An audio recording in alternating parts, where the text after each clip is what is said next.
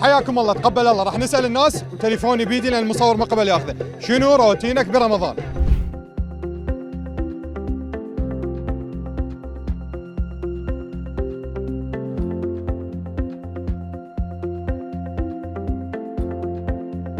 صايم. ونايم مثلي؟ لا والله ما نايم. لا بالشغل. لا والله. نزل وزنك لو صعد برمضان بشرفك؟ والله تقريبا نزل. كيلو وين؟ ما اعرف والله. نازل كيلو وين؟ ها. والله منو يعوض الوقت؟ اي والله. والله ماشي الامور. ماشي ها؟ ماشي الحمد نزل وزنك لو صعد مثل صاحبك؟ لله. لا نزل. انتوا الوحيدين تفتهمون، حالكم حالي ممددين. اي لا نزل والله، هاي هي الحمد لله. والله روتيني برمضان حاليا كان عندنا مد. زين. طبعا الباحة الحمد لله. يحتاج تكمل، الله يعينك. طين بوس. لا لا لا اعطيك داتش حد. لا خلصت. ما خلصت يا عم. طين بوس.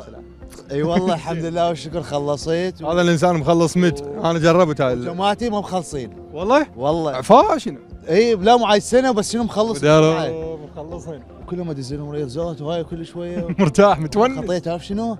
بده يدرسون ابسط. هو زين اسود. راح اسالك سؤال من المد، اجب عن السؤال التالي: ليش لابس اسود برمضان؟ والله زي حلو هو. لا يابا والله كشخه من بلاك. كشخة، إي. الاسود يلفك. اي شكرا.